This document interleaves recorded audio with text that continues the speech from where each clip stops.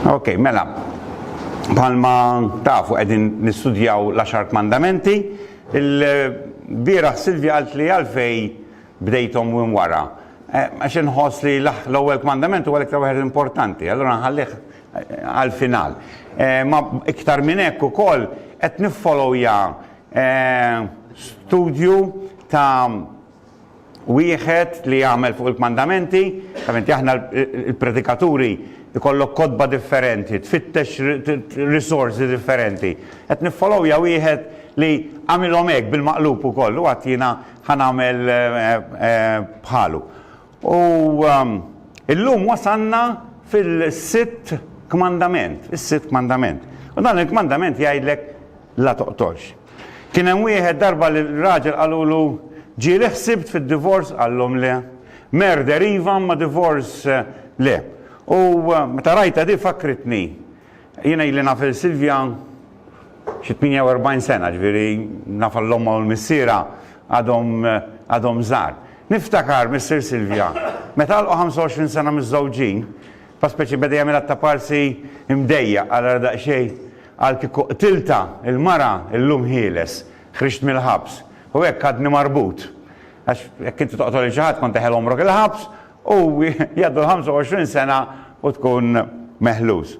U ftakru jgħajda u baqa jitċajta biha li kieku qtilta l-mara illum ħieles. Niċċajtaw aħna u anka Silvja ġimgħa l-oħra qalt li għad tiċċajt fuq l-adulterju, forsi dak li jkun jaħseb li tista' tagħmlu għax ħaġa taċċajt għattila li Alla ħares dak li jkun jaħseb hekk. U aħna niċċajtaw anka fuq il-mewt u nitkellmu fuq il-mewt, ma maħniex ngħidu li l-mewt jew li toqtol hija xi ħaġa tajba. Bħal tal-ġimgħa l-oħra, anzi naħseb forsi iktar, nistħajjilkom tgħiduli dan l-iktar kmandament li faċli biex iżżomm, la toqtolx. Għax min issa noqtol lil ħadd. Imma jien issa rrid inqablu mal-interpretazzjoni ta' Ġesu. U meta ndaħluh mal-interpretazzjoni ta' Ġesu dan il-kmandament, f'daqqa waħda jiġi diffiċli ħafna. Ġesu jurina li Alla meta tal-kmandament ma kienx biss qed jaħseb fejn li inti tmur u tispara lil xi ħadd u qtiltu.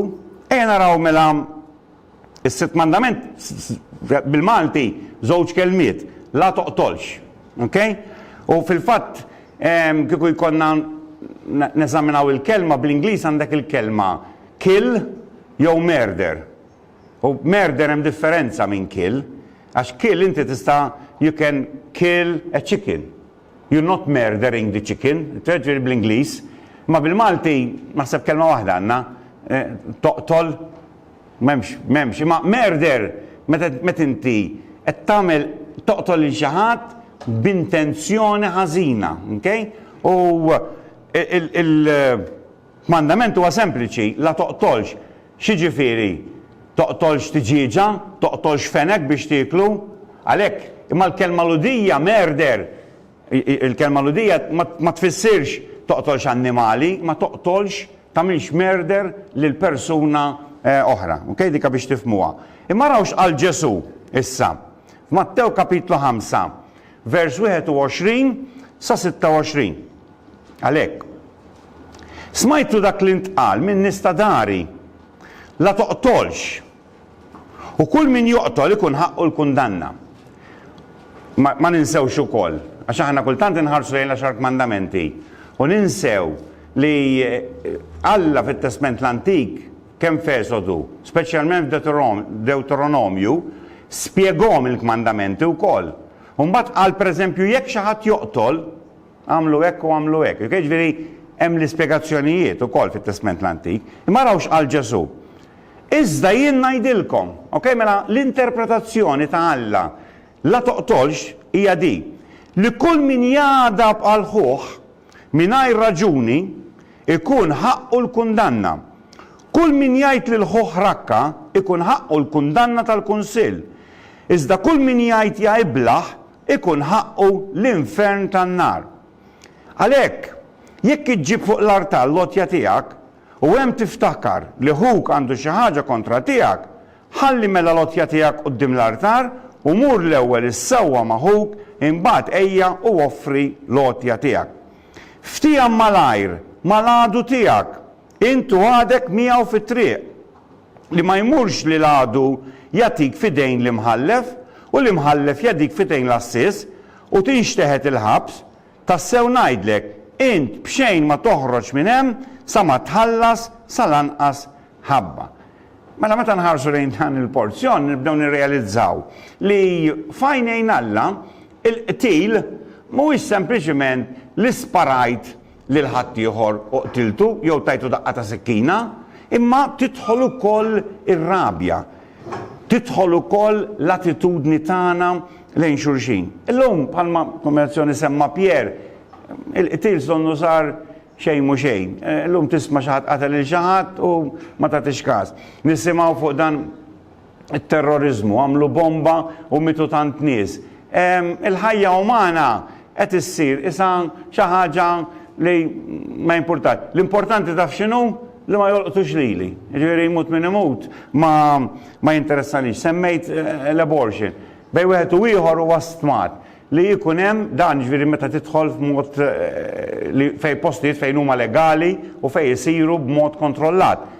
40 miljun, x'inti semmejt 6 miljuni.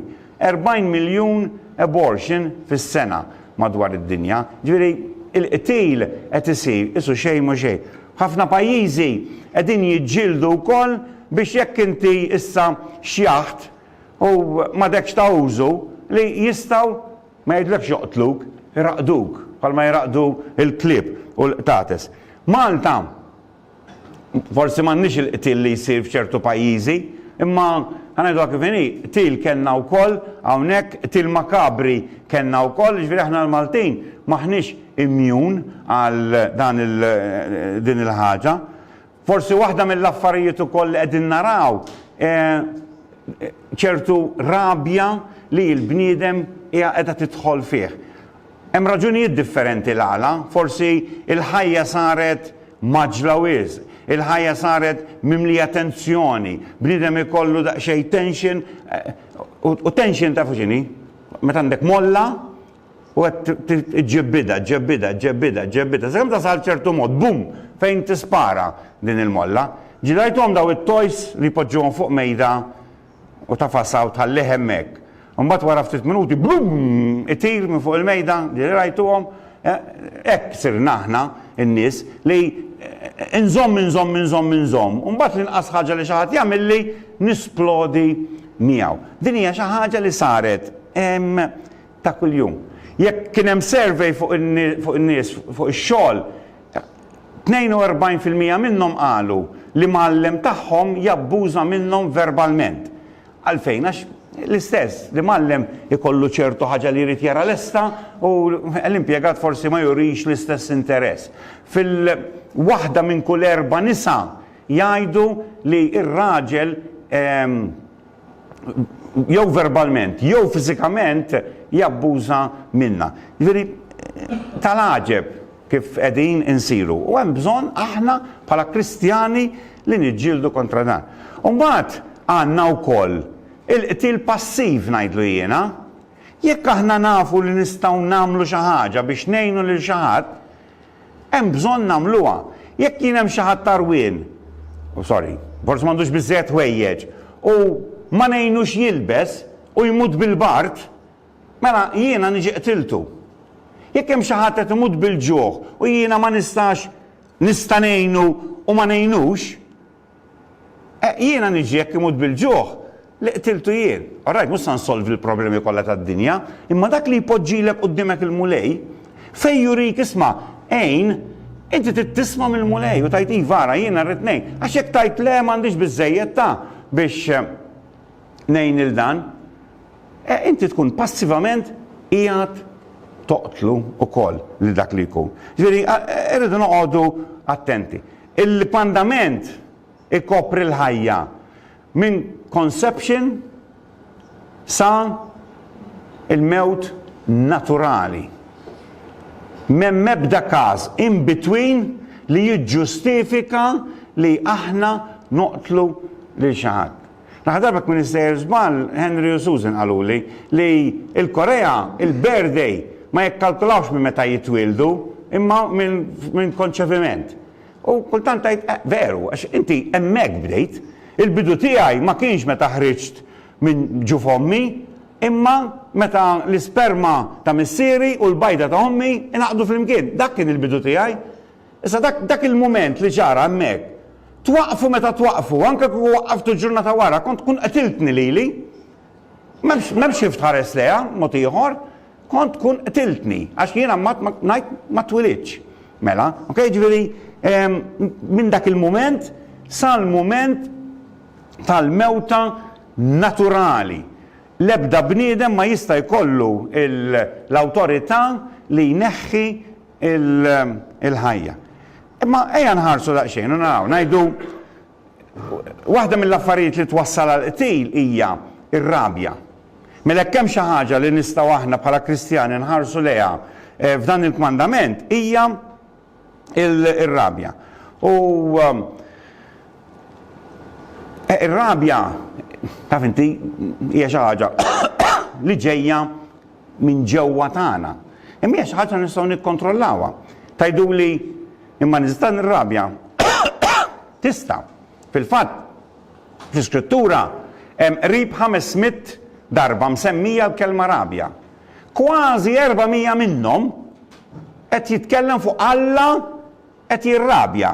Mela ġifieri hekk Alla jista' jirrabja 400 darba fl-Iskrittura, jien nista' nirrabja. Issa naraw aktar il-qudiem, Pawlu f'Efesin ukoll qalilna irrabjaw. Jekk innotajtu jiena naqra il-klim ta' Ġesu f'Mattew kapitlu 5, qal min jirrabja maħuh, x'qal iktar, mingħajr raġuni. Okej, ġifieri toħduhiex ħażin, jekk xi ħadd jagħmillek xi ħaġa, inti għandek dritt ħanajdu hekk li turi id-disapprovazzjoni tiegħek u li forsi anka tirrabja. Il-problema fej tasal bija dik ir-rabja, fej tasal bija.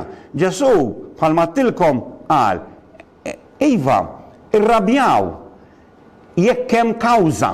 Jekk m'hemmx kawża aktar u iktar. Issa tajdu li l-kawża ovvja meta tnejn min nies u wieħed jirrabja mal-ieħor, dak li għandu t-tort ġeneralment ma jaqbilx li l-ieħor kellu raġun, jew inkella x'ngħidu aħna, jekk xi ħadd jirrabja, illokom tagħmilhom bi kbar inti.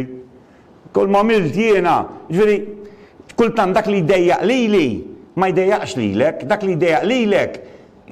Tajjeb għatta, dak li jdejjaq lili ma jdejjaqx lilek sewwa. U forsi dak li jdejjaq lilek ma jdejjaqx lili, allura ikun hemm dak il-konflitt. Ġifieri għalhekk aħna rridu nużaw ċertu kawtela. Bl-Ingliż ngħidu if looks could kill. Ġifieri jekk il-ħarsa tista' toqtol. Ngħidilkom jiena, kieku l-ħarsa veru tista' toqtol, taf kemm hawn nies mejtin? Ngħidilkom, ġifieri u familji stess. Nisa li joqtlu l-raġel tagħhom, li joqtlu l-tfal tagħhom, kieku l-ħarsa tista' toqtol. Ħanajdilkom, l-ħares kienet machine gun għajnejja, għax kif inħares lejn xi ħadd, bum, u jaqa' u jmut. Imma fl-aħħar mill-aħħar, anka meta inti qed tagħti ċertu ħarsa lin-nies, forsi m'intix fiżikament toqtolhom, imma qed taffettwalhom ħajjithom. Allura rridu noqogħdu attenti. Li inti tħossok violenti u tagħti xi ħadd daqqal xi ħadd, il-line bejn dak li tħoss u dak li jiġri kultant huwa żgħir u tittoqgħod sebgħinej. Il-ħaġa li tiskantani jiena kemm aħna iktar lesti li nkunu suġġetti li nirrabjaw u li anke nużaw violenza ma dawk li nħobbu aktar milli ma dawk li ma tantx nafu. Ġifieri xi ħadd ma nafuhx, isu nieħdu daqsxejn paċenzja. Imma xi ħadd li nafuh kif jagħmel xi ħaġa ma toġobniex, bum, titlanna miegħu. Donnu tajt imma għalfejn jiġri hekk, imma dik hija il-sistema. Ħanaqrilkom bl-Ingliż di ġieli smajtuha. To dwell above with those we love, that would be glory. To dwell below with those we know, that's another story. Intuha? Ġifieri li tgħix ma dawk li tħobb fil-ġenna ħad tkun sabiħ, imma li tgħix fid-dinja ma dawk li taf problema, storja oħra dik. U veru, imma il-punt huwa li aħna komunità. Ma tistax inti ma tgħix man-nies, ma tistax taħrabhom għax jew anke ma tiżżowwiġ u tajt ħanoqgħod waħdi d-dar, xi momenti trid toħroġ, xi momenti trid tmur ix-xogħol, xi momenti trid tagħmilha man-nies. Jiġifieri importanti aħna li nitalmu kif nikkontrollaw lil nfusna. Aħna nafu li fejn tidħol ir-rabja hemm diversi nies u diversi nies kif jirrabjaw b'modi differenti. Hemm dak li ngħidlu jiena li jisplodi. Okay? Tagħmillu xi ħaġa bum u jisplodi. Jibda jagħti bil-ponn, ikisser is-siġġijiet u jekk ma toqgħodx attent qabli taqlaħħa intu wkoll. Tinsewx. Għax aħna qed nitkellmu fuq il-qtil u qed ngħidu speċi u hija ma tantx forsi bejnietna fil-Knisja jsir. Imma fl-ewwel familja ta' Adam u Eva, it-tfal l-aħwa, l-ewwel wieħed mill-ewwel dnubiet li għandna li għamlu x'kien li Kajin qatel lil ħuh għalfejn għall-lejra. Jiġifieri kultant lejra ukoll tista' tdaħħal ċertu rabja fik. U jekk tkun bħal Kajin taqbad u toqtol. Jekk int għandek dak il-karattru li tisplodi iktar u iktar titsoqgħod sebgħinej biex tara kif sa tikkontrolla ir-rabja tiegħek. Jiena ħanidilkom, jiena kont minn dawk in-nies li nisplodi. Illum se jew għax kbirt, jew għax tallimt, tul iż-żmien ma bqajtx hekk. Tul iż-żmien anke kont inkun qed insuq jew xi ħadd jagħmel li xi ħażina, nkun irid noħroġ għalih. Illum nadirhom u ngħid jiena forsi kien aljenat jew xi ħaġa. Mhux għax ma jdejqunix ta' ċertu nies kultant u nħossni rrabjat jiena u insuq, imma iżżomm lura. Barra minn Malta ma nafx qatt ġrat, ma barra minn Malta ikun hemm qtil sempliċement għax xi ħadd jew ħariġlu jew hekk joħorġu jiġġieldu u joqtlu xulxin. Fimt? Jew ġieli sparaw lil xulxin għax ikunu armati. Malta ma niftakarx, ma nafx li hawn xi storja xi darba li xi ħadd laqat lil xi ħadd bil-karozza u qatlu lil xulxin. U mbagħad hemm min jirrabja u r-rabja tiegħu flok jimplodi, tafu ġifieri jimplodi, tisplodi hekk u jimplodi jinqafel fih innifsu. U ma jkellmek iżjed.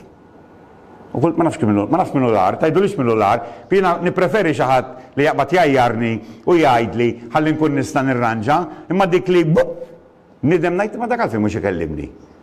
Fimt? U għax ikun irrabjat miegħi. Dik ukoll hija xi ħaġa li rridu inneħħuha minn ħajjitna aħna jekk qed ngħixu flimkien għax inti taħseb li mhux qed taffettwa. Meta tagħmel hekk tgħid jiena nżomm ġofija u ma ngħid xejn. Qed tagħmel żewġ affarijiet ħżiena, qed tagħmel ħażin lilek innifsek u qed tagħmel ħażin ukoll min qed iżżomm lura minnu għax dak ukoll ħajħossu antipatiku. Ġieli mortu fuq xi ħadd immisma' m'intix tkellimni x'ġara. Le xejn. Iwa rrabjat għalija? Le xejn. U tkun qed tikdeb. Għax fil-fatt tkun irrabjat imma tkun ma tridx turi. U importanti li aħna ir-rabja noħorġuha. Jekk hawn xi ħadd minnkom li r-rabja żommuha fikom qed tagħmlu ħażin. Ħanaqralkom din. Wieħed ilu kważi fi żmien Kristu għalhekk. Ir-rabja hija għaġtu li jagħmel ħsara iktar lil kontenitur li jkun fih milli fuq ix titfgħu. Fimtuha? Ir-rabja hija għaġtu li iktar tagħmel ħsara l-kontenitur milli fuq ix titfagħha.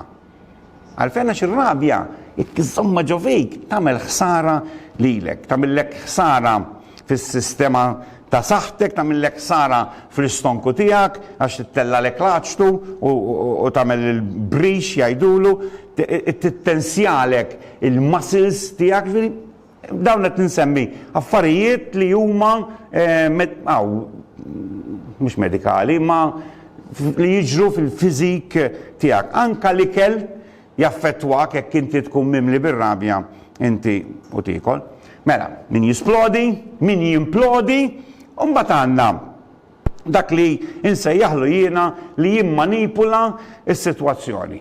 Li bniedem jirrabja u flok isowwi s-sitwazzjoni jara kif jagħmel biex ipattijilek jew jara kif jagħmel biex ipoġġik f'pożizzjoni fejn tirrabja int mbagħad u tidher ikraħ int. Ġieli ġratlkom di iddejjaq lil xi ħadd u flok jidher ikraħ u tidher ikraħ inti għax jagħmillek xi ħaġa li fl-aħħar mill-aħħar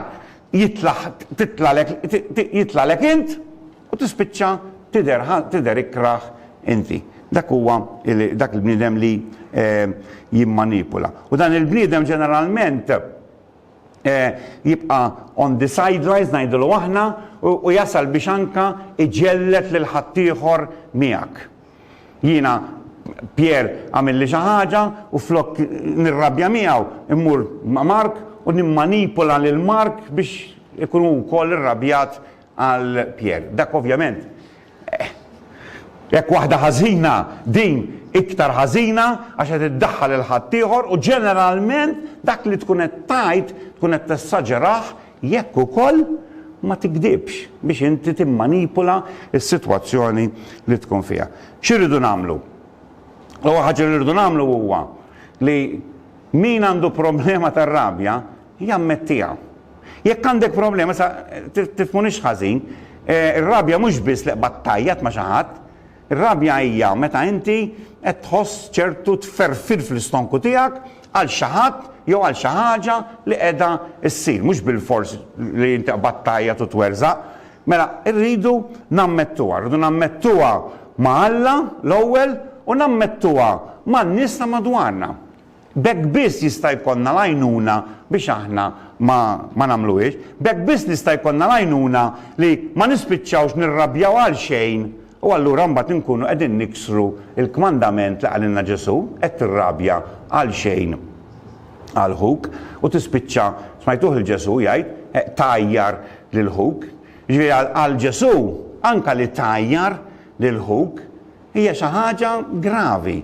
U meta jgħid il-ħuk qed jgħid tajjar lill-mara, tajjar lit-tfal, tajjar lill-ħaddiema tiegħek, tajjar lil min ġifieri ma tistax inti dak l-affarijiet tagħmilhom. Bħalma tilkom ma jfissirx li ma turix li inti iffastidjat u forsi ma tbiddilx leħnek għax Alla għamilha kemm il-darba fl-Iskrittura.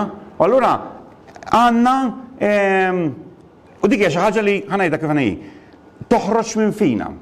Bħal meta inti jaqbdek il-ġuħ għax ġismek jgħidlek trid tiekol. Meta tkun qed tiġri il-ġisem jipproduċi l-adrenalina biex iġalek tkompli. Jekk tkun bniedem li titrejnja kif tieqaf ġismek jibda juġak. Għalfejn? Għax inti bit-training tkun qed tipproduċi ċertu kimiki ġewwa ġismek. Ġifieri il-ġisem huwa kompless. U r-rabja qed hemmhekk. Alla poġġiha fina ta' fuq għalfejn għad-difens tagħna. Biex aħna nkunu nistgħu niddefendu lil nfusna. Ġifieri mhix tifhmunix ħażin, mhijiex dnub li tirrabja kif tużaw mbagħad, kif tuża li tittoqgħod attent u li speċjalment ma tużax ir-rabja biex tkun distractive. Issa, l-arħaġa taf x'inhi li inti tirrabja ma' xi ħadd u flok tiddefendi ruħek u ssowwi s-sitwazzjoni ma tagħmel xejn, imma mbagħad jgħaddi ftit żmien u tara kif se tpattijielu. Dik hija waħda mill-ar affarijiet li tista' tagħmel. Pawlu l-Apostlu għalinna hekk f'Efesin kapitlu 4, vers 26 u 27, għadbu imma la tidimbux. Okay, mela nadbu nistgħu imma l-għadba tista' twassal għad-dnub. Araw x'qal, tħallux ix-xemx tejb fuq adabkom, lanqas tagħtu wisa lix-xitan. Jiġifieri dak li qed ngħid jiena, irridu noqogħdu attenti.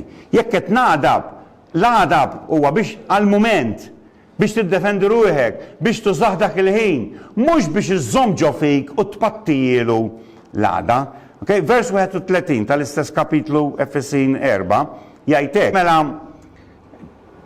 Pawlu għalinna għadbu, tidimbux, tħallux ix-xemx tinżel. Ma tgħidilna kif nagħmlu. Kunu qalbkom ħanina ma' xulxin, aħfru lil xulxin.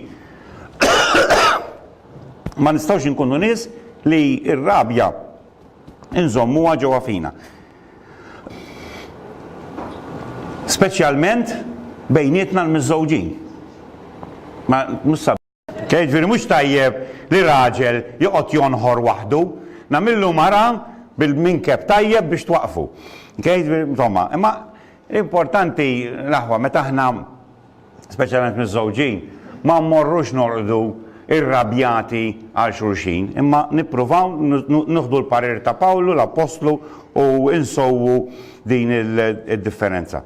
Issa fejn jidħol dak li bl-Ingliż ma nistax nikollu nitkellem, fejn jidħol dak li bl-Ingliż jgħidulu revenge, bil-Malti tpattija, u naħseb tajt tpattija. Rumani kapitlu 12, vers 19 jgħidlek, maħbubin tiegħi, tagħmlux vendetta bidejkom. Tagħmlux vendetta bidejkom. Għalfejn qed jgħidilna hekk għax hija xi ħaġa li l-bniedem jagħmel. Li inti għamilt li xi ħaġa, jiena nżomm fija u mbagħad impattijilek wara. Dik hija xi ħaġa li l-mulej ma jieħux peċir biha. Ma jgħidlekx li min ħaqqu mhux se jieħu dak li ħaqqu. Fil-fatt ġvek komplu naqraw Rumani 12, jgħidlek tibżax. Alla ħajamel ġudizzju minn dak li jkun, ħalli il-ġudizzju fidejn Alla. Anzi, jkompli Pawlu l-Apostlu jgħidlek, jekk l-għadu tiegħek għandhom bżonn xi ħaġa, għatijielu u għaqdih. Ġifieri il-karattru li jrid Alla fina, mhux li nirrabjaw, nagħmlu l-edewwa u naraw kif impattu ilhom, imma anzi naħfrulhom u naraw kif nistgħu ngħinuhom. U Pawlu qal, billi tagħmlu hekk tkunu qed tpoġġu faħam jew ġamar jaħraq fuq ras dak li jkun. Taf xi tfisser dik tkun qed tpoġġihom f'pożizzjoni fejn iħossuhom iġġudikati u forsi jindmu u jduru lura lejn Alla. Dik li tfisser. Issa, nifhmu x'inhi rabja, importanti wkoll. Rabja kultant hija weġġa. Inti tħoss xi ħadd tagħmellek xi ħaġa u weġġak u tirrabja. Jiġifieri importanti li nifhmuha u naraw x'inhi u nippruvaw insolvuha. Naraw x'inhu l-bżonn li għandna biex aħna insolvu din is-sitwazzjoni. Tinsewx li bil-Malti ngħidu bil-qatra l-qatra tintela il-ġarra. U r-rabja hija l-istess. Kultant tħoss tikkallum, tħoss tikkatata, weġġajtni llum, weġġajtni l-għada, weġġajtni l-pitada, ma tajt xejn u f'daqqa waħda tkun tirrealizza li issa inti mimli bl-imrar u bir-rabja għal dik il-persuna. U kieku forsi mal-ewwel weġġa solvejta u tkellimt, ma wasalx fejn ġagbu. Kapitlu 1 vers 19 u 20 jgħidilna hekk. Ħuti, maħbubin, ħajkun kull bniedem ħafif biex jisma', tqil biex jitkellem u tqil biex jadab. Għax il-għadab tal-bniedem ma jaħdimx il-ħaq ta' Alla. Ġuri ġagwet jurina li rridu nkunu hemmhekk biex nisimgħu u biex nitkellmu. Anka biex nitkellmu, noqogħdu attenti u naħsbuha darbtej. Bl-Ingliż għandhom espressjoni, don't put your foot in your mouth. Ma nafx kif tista' tagħmilha, insomma, forsi xi tarbija, il-babies tarhom hekk idaħħlu saqajhom bħalhom, imma ma jużawix għat-trabi, jużaw għall-kbar. Kemm il-darba għattajjina, Pietru, kull meta tkellem ma' Ġesu, dejjem he put his foot in his mouth, għax dejjem għal xi ħaġa ħażina u Ġesu kellu jikkoreġġih.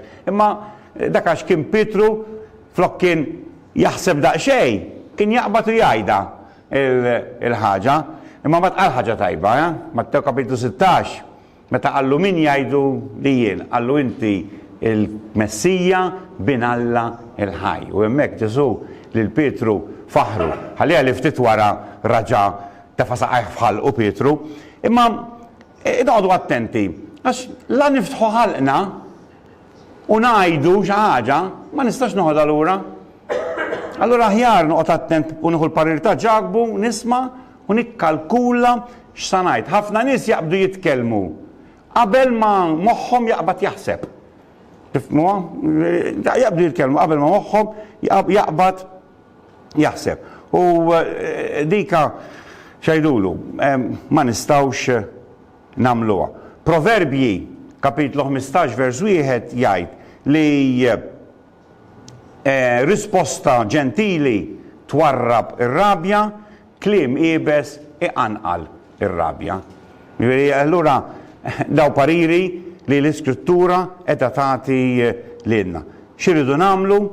Meta inti tħossok qed tirrabja, ovvjament, l-ħaġa li tagħmel huwa li titlob lill-Alla permezz tal-Ispiritu Santu li qiegħed fik biex jgħinek. Tafu tgħidu li għalfejn.